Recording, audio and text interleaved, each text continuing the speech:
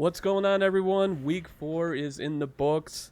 Stay tuned as we digest all the games that just happened.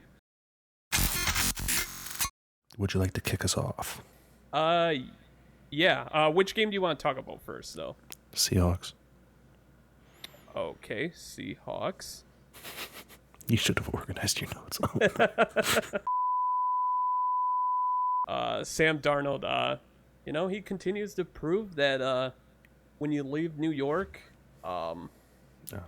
good things happen. So, I don't know. He's continuing to prove he's a good quarterback now. That's just how it is. He's looked solid all season long. You know, he hasn't necessarily been losing them. I think they have one loss. Yeah, they have one loss. Like, they're looking fine. But coaching is really hurting that team. They barely survived the Cardinals. And, like, in the fourth quarter, they gave up 14 points. But offensively, they just disappeared in the fourth quarter. So it's like, you have a good team, but with an offensive coordinator who starts calling run plays when you should be throwing the ball, it's like, how far are you going to get competitively when they start figuring that out? But, good news, Marvin Harrison Jr., he overcame the bust alert in the second half there. I don't know if you watched that game or not, but... Not too much, but I did hear he had a good second half, so... Immensely better. And meanwhile, on the flip side, the Cardinals continue to be mediocre, and Kyler Murray, I don't know. He's just hasn't lived up to the hype, obviously. I could see a world where the Cardinals have to decide eventually here if they want to continue with Kyler Murray. I think after his contract is done, they move on. I mean, because I think he's got 2 more. I think he's got 2 more years. So I am not sure. That is something to look up. I never really thought about the end of his contract. It kind of came about like right before that onslaught of like, you get $100 million, you get $200 million, you get $65 million. It's like, what the fuck? Calm down. Well, you want to talk games about coming close in the fourth quarter. Steelers go to good old Ireland and oof. I mean, they looked good until the fourth quarter, but the Vikings, on the other hand, did not look good until the fourth quarter. no. But oh man, Is like the Steelers' defense finally showing up, or is the Vikings' offensive line just that bad? Yes. Yes. Okay. I know that game was early, but what I saw, it was just, wow, the Steelers are looking pretty solid. Why'd you do that? Why are you doing that too? What's happening? Hey guys, they're coming back. Hey guys, it's a 3-point game. Like, it just, I don't know, like Kenneth Gainwell went off 19 carries, 99 yards, 2 touchdowns. Like, that dude was just unstoppable. And the Vikings O-line is terrible. Yeah. But there was no reason that game should have been that close, because before the fourth quarter, it was 21-6, and they won 24-21.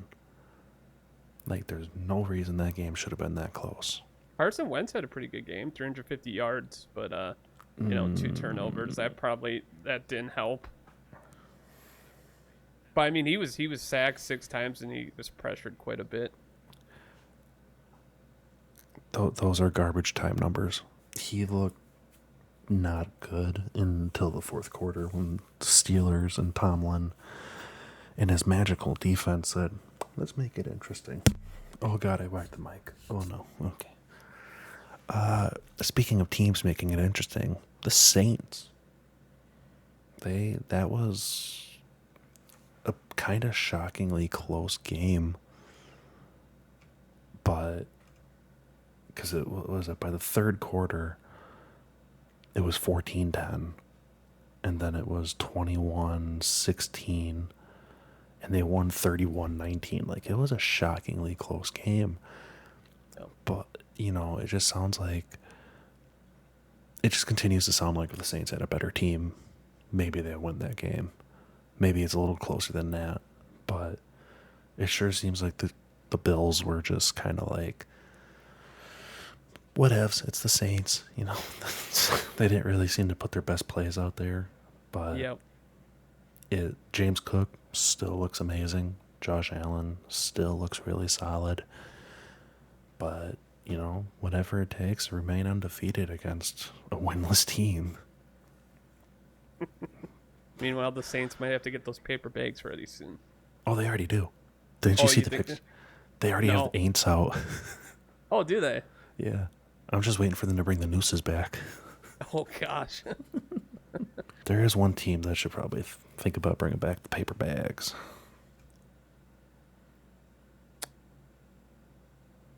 Who's that? Titans? No. No. What color is a paper bag? Oh, the Browns. Mm-hmm. Joe Flacco does not got it. No. No, don't. There's no well. That he's bad. He is bad this year. Their Super Bowl window closed in 2023. Okay, I'm going to play devil's advocate here for a second, though. Because it was a close game. Browns stop them on 4th down, okay, to get the ball back. They could have scored and then made it like a one-possession game. Or one-possession game. They were only down by 10. Joe Flacco, 2 passes in a row. He hits both Judy and Fannin. And they both just straight up dropped the ball. Like, it was right there for both of them. So, he also threw 2 of the ugliest picks in the game. Okay, yeah, but I'm just I'm just talking about in general those 2 passes. If either one of them could have hauled that in and maybe scored, maybe it would have been a little more interesting, but because then they punted the ball and the Lions returned it for a touchdown right away. So that was after that it was over. You're not wrong. The offense needs to do better all around. Stefanski isn't wrong because he's been saying that. Like, well, it's not just Flacco. Yeah. But there's one thing weighing that team down, and it is Flacco. And it sucks to say it, but he should probably retire after this year. Yeah, I don't think. I think he's about done. This is back-to-back years of his age showing. It's like he's slow in the pocket. He's making terrible reads. He doesn't got it anymore. He'd probably be great on the Eagles, actually throw the ball to A.J. Brown, but he doesn't got it anymore. It's time.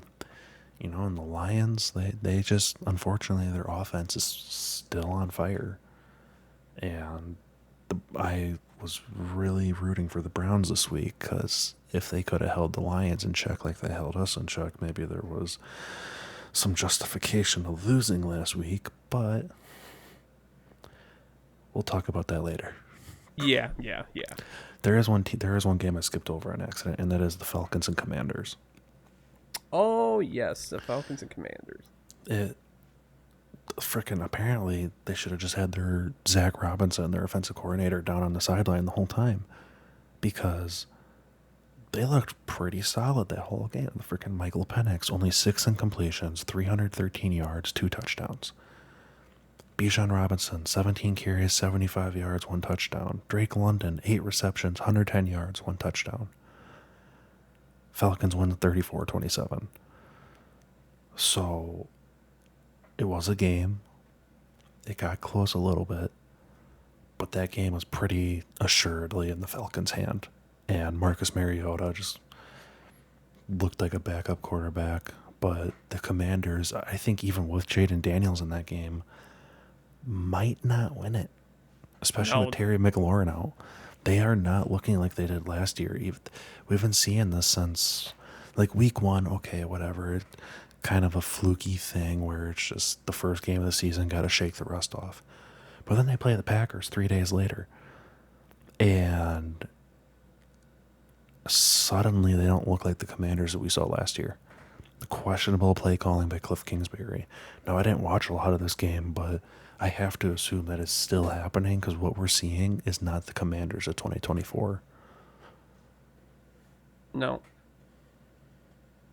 The Falcons, man. I mean, yeah, like just to build on your point, they looked incredible. And I just think you see the potential of the Falcons and especially Michael Penix Jr. I think, the sky's the limit for him. He looked really good, like you said. He was very efficient. I mean, 26 attempts for 313 yards. He did have one interception, but regardless, I mean, it was a really good game and just all-around performance for the Falcons. So, And I don't think it was a coincidence that they played this well after the blowout last week as soon as they moved Zach Robinson down to the sideline. yeah, I don't think so either. That had to be, okay, this is my basically rookie quarterback. I am right here with him. Let's go. Yep. But on the flip side, speaking of last week, the Panthers. Oh my God. It was it was 35-6 until the fourth quarter. Yeah. I looked at this, like I didn't watch the game because I couldn't, but when I saw the score when they were just going through the games, I'm like, is this Tom Brady again? What's happening? Like, it felt like the 2017 Patriots all over again. It's like, where the hell did these guys come from all of a sudden? Because you got Drake May, 14-17, 203 yards, 2 touchdowns. He even did the Cam Newton celebration. Oh, I missed that. He did more. He gave the Panthers fans more to care about than the Panthers. My gosh. Oh my God. He's like, yeah, Cam Newton was my favorite quarterback growing up. It's like, oh my God. He has more respect for you than your own owner. It's just, and like, Bryce Young continues to look mediocre at best, but he's not looking good. Bryce Young can't decide if he wants to be a threat or not. I mean, I saw a lot of comments last week I thought he thing. looked good. Yeah. So that's the thing, though. I saw a lot of comments mentioning that the team and Bryce Young as a whole look good when they have momentum on their side, but the second they don't, they fall apart. And that sounds like what happened in this game. And it's not good when I saw a lot of people saying, did Bryce Young just guess where that ball was going to go? So he still can't see who he's throwing to. He can't, it's not anticipation. It is guessing. That is not, that's not good. And like the coaching too, like I think twice they ran on 3rd and long and I think David Canales, I think is his name, the head coach. He's like, yeah, I thought we could maybe steal some yards and catch them out by surprise. It's like, motherfucker, you do not run on 3rd and long. No. What are you doing? Holy crap.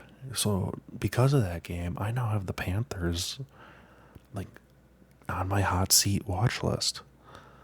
Because now we're seeing a coaching failure. It's like, okay, you brought in the quarterback whisperer, made Geno look great, made Baker look great, helped Bryce Young a little bit, but it's not working out. So now you got to wonder, do they write it out with the coach and the GM, or do they say, okay, it's time to move on again, refresh, start over, let's hang on to all our picks this time. But then again, there is the other world where they say, okay, hey, you're still the quarterback whisperer. It's just Bryce Young was never going to make it. So we're going to let you choose your quarterback this year.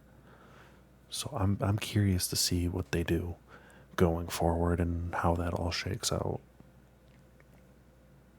Oh, I also want to give an honorable mention to Marcus Jones. He had 3 punt returns for 167 yards. Averaged 55 yards per return, with one of them being an 88-yard return for a touchdown.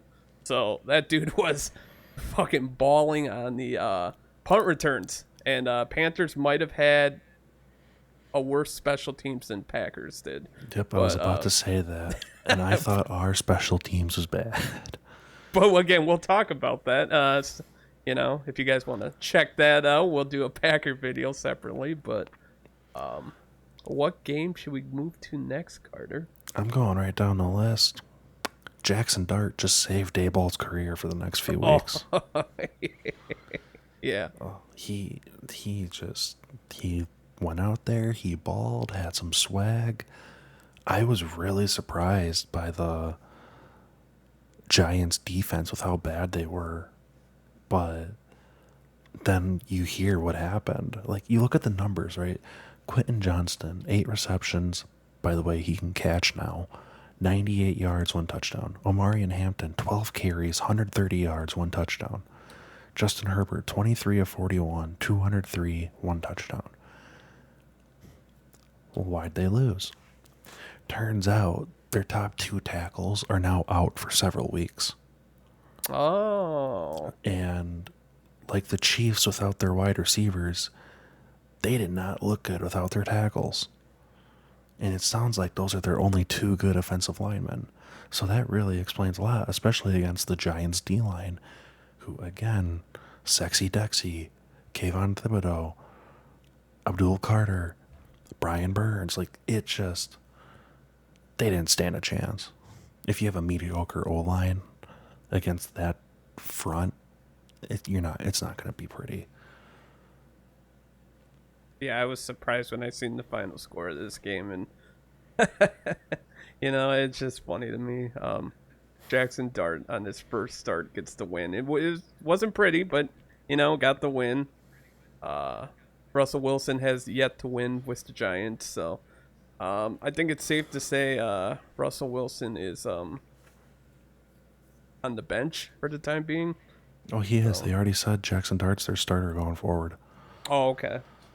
But, and again, it probably helps you have Cam Scatabo, the guy who somehow gets dirt on his jersey in a turf field. Did you see that? Mm-mm. The frickin' psycho that he is. Somehow on an all-turf field, he got brown on his jersey. It's like, where'd you find the mud? Yeah. No He's kidding. just such an animal. He finds it anyway. Oh my gosh. What the... But, moving on, we got the Eagles, who somehow win despite 0 passing yards in the second half and an unconvincing performance from Saquon Barkley. Yeah. And, the Bucs, they crawled back. Statistically, they were the leaders in that game. And they just fell short. And I was watching, I think, the sleeper play-by-play. And they were marching down the field. I'm like, oh my God, they're gonna tie it up. They're gonna make it. They're gonna make it crazy. But Baker Mayfield threw an interception in the end zone. Is my guess is what happened. Oh, okay. But otherwise, it's not good when Bucky Irving, your running back, is your leader on the ground and in the air. 15 carries, 63 yards, 5 receptions, 102 yards, and a touchdown. Oh, shit. And Emeka Egbuka still went off. It's just like, geez Louise. I don't know how the Eagles keep winning. They're, like you just said, it's not They convincing do by any not means. deserve that for him. Somehow they just, I don't know, find ways to win, I guess. You know what it's looking like? It's looking like the Chiefs from last year. Yeah, I thought about that too. Nothing about their wins is convincing. Nope. Except last week. It's the Rams. They can't beat the Eagles. But other than that, nothing about them is convincing this year. It's always, oh my. You mentioned Saquon Barkley only having 43 yards. I mean, Jalen Hurts only had 130 yards with 24 pass attempts. I mean, because again, in the second half, 0 completions. Good God. And I think they only passed the ball like 8 times in the second half. Like, what are you doing? And A.J. Brown, he's still in his prime, and they're not using him. Like, he is rightfully upset. It's like, oh, he's one of those guys that would rather be a stat patter than win. It's like, no, he wants to win while being involved. Yeah. There's no reason that game should be as close as it got. If you actually included A.J. Brown, And apparently their new offensive coordinator just does not like throwing the ball. Other than last week, they don't throw the ball well. It's just, talking about just things not working out well and not being convincing. Well, maybe I'm phrasing that wrong because the Titans are convincingly ass.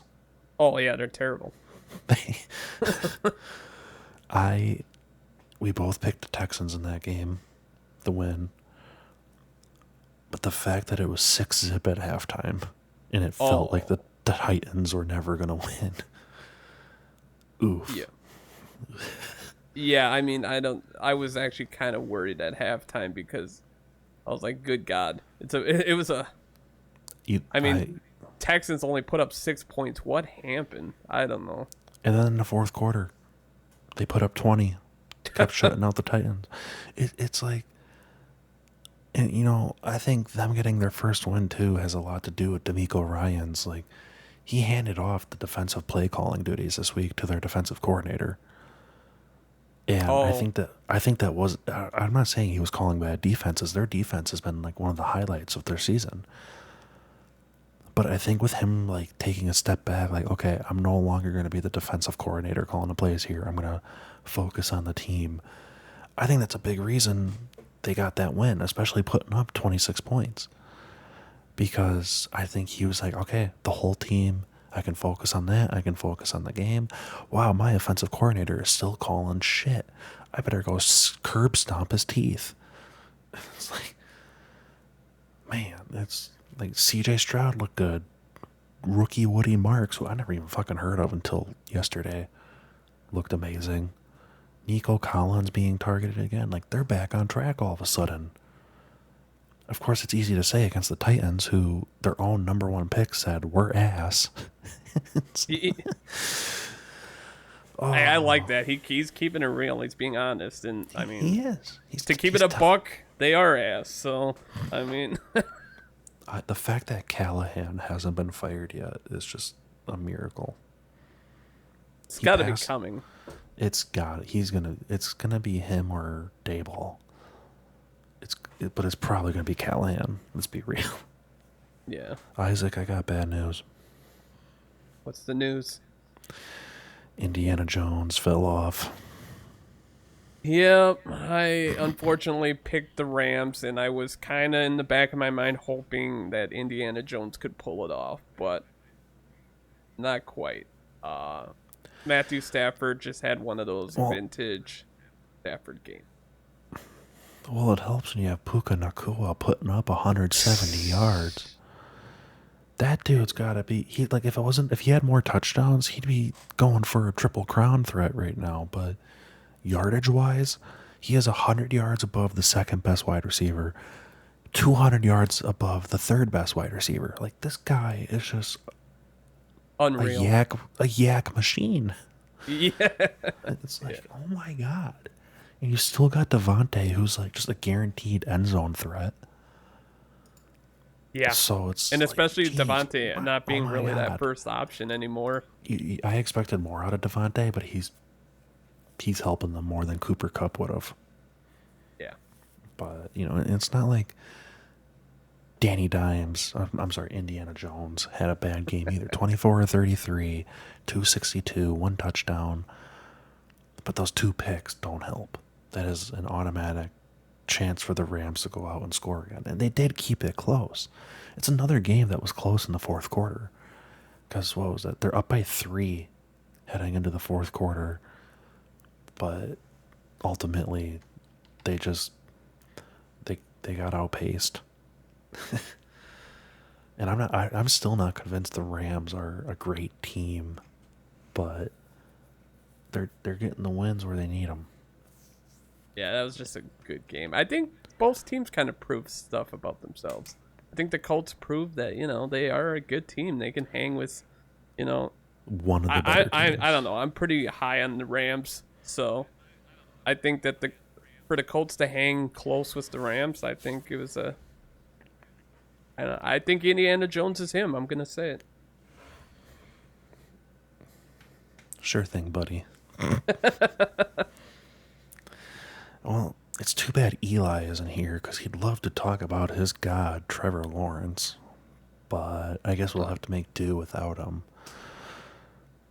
Jags keep winning ugly, and I think that's a good thing. Yeah. It with what they have had on their roster and the handicap of Shane Waldron, like they're winning these ugly close games that they would have been losing last year. And I thought it was really funny that Robert Saleh, I don't remember what he said over the week, but it was something specifically targeted at Liam Cohen. And did you see that video after the game? No. They're all shaking hands. All the players come out, coaches come out. Cohen walks past Saleh, makes it maybe 5 yards, and it's like you almost see in his head it switches. Like, you know what? Fuck it. He turns around, and they caught him on the mic saying, "Keep my fucking name out of your mouth." Oh shit. And then Robert Saleh, who's like twice his size, because he is just a big guy, he looks at him and says, "I will destroy your fucking world." And it took like a few coaches and a couple players to separate them before something happened. Like, Cohen wasn't going to back down. It's like, oh my God, Jags, you have a coach. Okay, that fucking nerd who can't even do the Duval scream. He pulled a Will Smith, but made it more convincing. Oh my God. It's just. And that defense, 4 takeaways. I mean, that defense is looking really good. Probably one of the best defenses in the NFL currently for the Jaguars. Yeah, it's probably the one thing really. I think Anthony Campanile, I think he was a Packers coach last year. I'm pretty sure he was on the staff, and he hired him. Oh, I think I remember hearing. I gotta look that up now, actually, because I'm really curious about that. Yep, he was the linebackers and running game coordinator for the Packers. Oh, hey. And now he's the Jaguars defensive coordinator. So, and he was a good hire. A lot of people were sad he was gone, but a lot of Jags players were really happy to get him. Which rightfully so, apparently. I mean, even with Brock Purdy going 22 of 38, 309 yards, 2 touchdowns, McCaffrey leading the receiving attack with 6 receptions, 92 yards, and a touchdown, they still just edged out the 49ers to beat them 26-21. Like, it was an ugly game made possible thanks to the 49ers having the worst strength and conditioning coaches in the league. Man. Now you want to talk about ugly for another reason. The Chiefs look like their old selves again. Yeah, unfortunately. As soon as Xavier Worthy came back, they just looked like them old selves, and the Ravens made it easy. And it is like they were embarrassed, bad. Like, I'm still not convinced Lamar has a full, like, his hamstring. I don't think it's as bad as he made it seem. Oh, you don't think so? I think he could have finished that game, but he didn't want to. Maybe. And, like, Cooper Rush goes in, and it's like, oh my God. Like, Justice Hill has more rushing yards on 3 carries than Derrick Henry had. Oh, that's been. Oh my God. And they lost, like, really key players. Like, what's his name? Kyle Hamilton. Oga Buike or something like that. I can't remember. I think he's a defensive tackle or one of their linebackers. I really don't know Ravens players, but they got banged up bad, and they're still banged up as is. So it's like, Ravens, this is not going to be a good year for you. And interestingly, I think this might be the first time I can truly say, other than the random fourth quarter losses, you know what I mean, where Harbaugh just somehow lets the other team come back in the fourth quarter and they lose. Other than those freakish things, this is the first time I might say the Ravens are badly coached, because literally in a presser, Harbaugh basically blamed Todd Monken, their offensive coordinator, but not once did he blame Orr, their defensive coordinator. Zach Orr, I think is his name. Mike, I don't know. But it's like, why aren't you blaming the guy that's clearly the worst guy right here? Like, the offense is doing what it can with that bad O-line. But that defense, the past 2 weeks especially, it's just not looking good. Yeah. Been pretty bad. But Ravens, I feel like, are like the most talented. Like, on paper, they're talented, but being 1-3 now, I mean, that was not on my bingo card. it's like fantasy where you lead the league in fantasy points scored, but you're just getting beat constantly because you're playing the guy who's scoring more points than you. Yeah, that's a good way of putting it. That's not what's happening, but that's what it feels like. It's like they should be better than what they are. They're just not putting it together. Yeah. Unlike the Bears, who are seemingly learning how to put it together. Oh, the Bears. I don't want to keep talking about the Packers, but I'll just say, as a Packers fan, it's been a bad weekend of football for us. It's been a bad couple of weeks, okay? Yeah. Like, cool, the Vikings lost, Lions won to the team that beat us. Bears won. Fuck.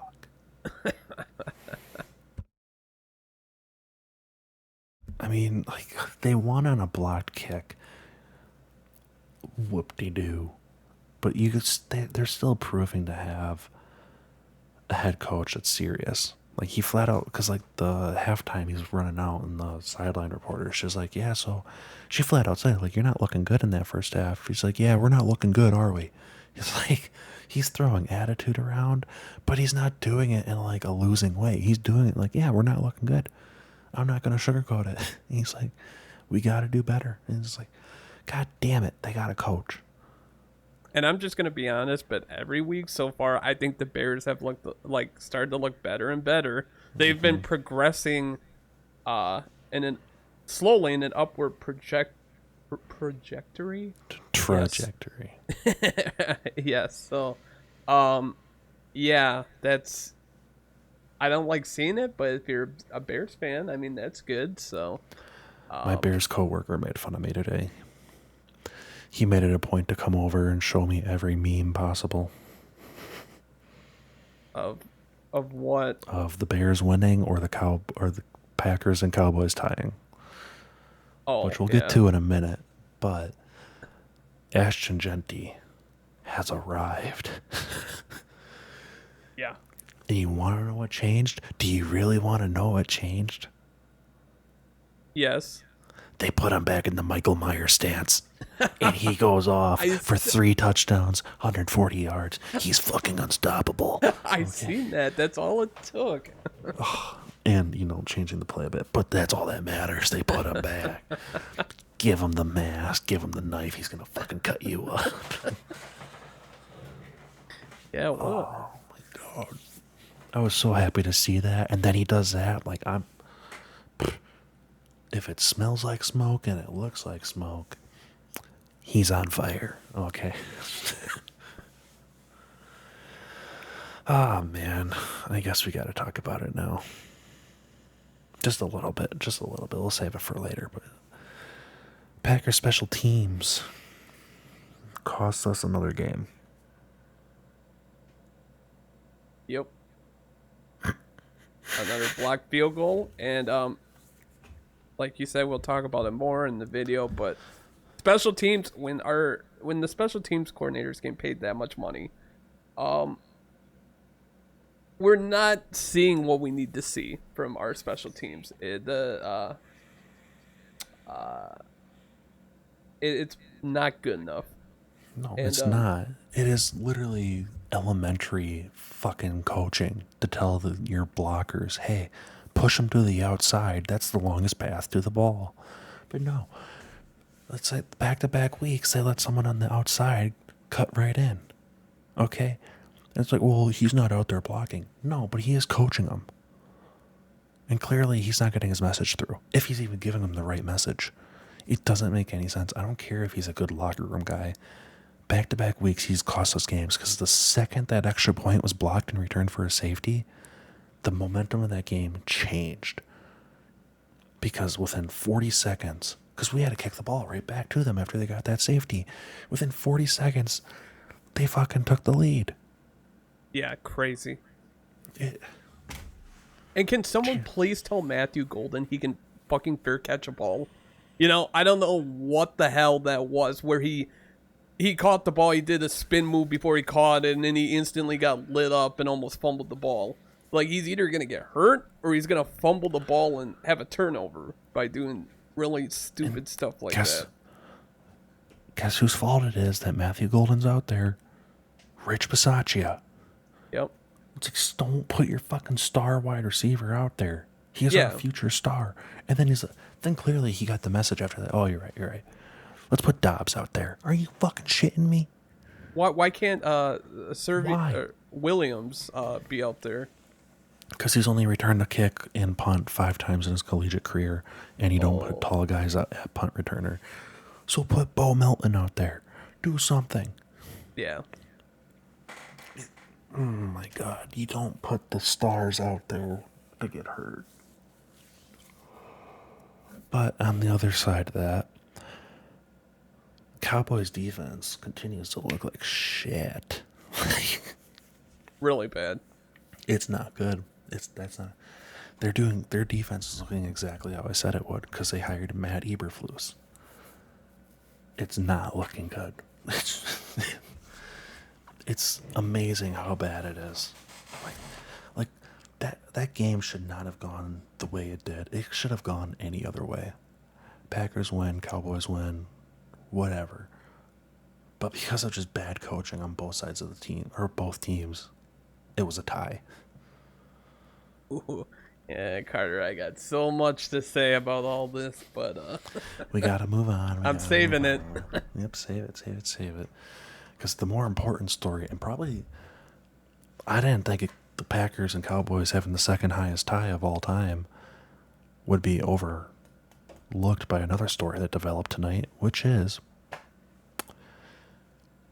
Jets still suck. Yep. Nothing too shocking there. Yep, nothing else happened in that game. Dolphins, first win. Congratulations, You stuck it out there. You did great. Jets, still super undisciplined. Some guy named Tyreek Hill just fucking snapped his leg. Oh, my God. Fuck, dude.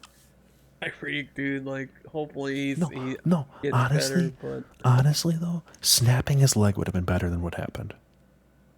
Because he dislocated his knee. Yeah, it's... When you look at the picture closely, we're looking at the back of his leg. Oh my gosh. And a dislocated knee is worse than an ACL, PCL, MCL, all of that.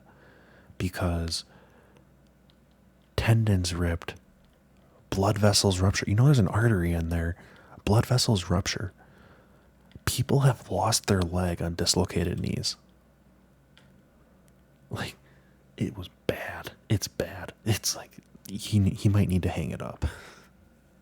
Yeah, I don't know if that's something where if he does come back, he's even going to be the same.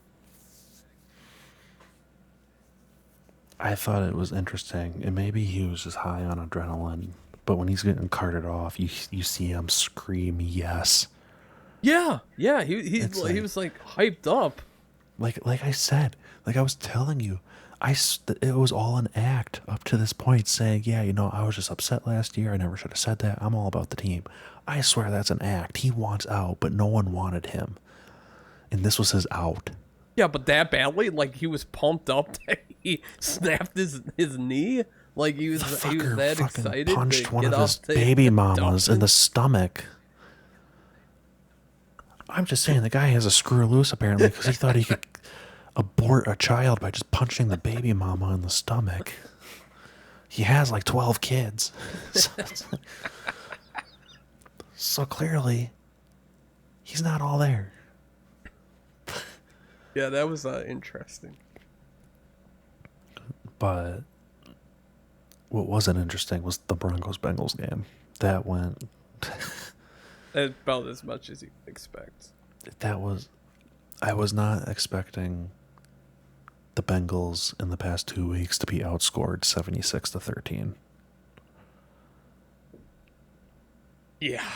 That's just that's and it's not even like the Broncos put up like 50 of those points. It was literally as solid of a performance as it gets.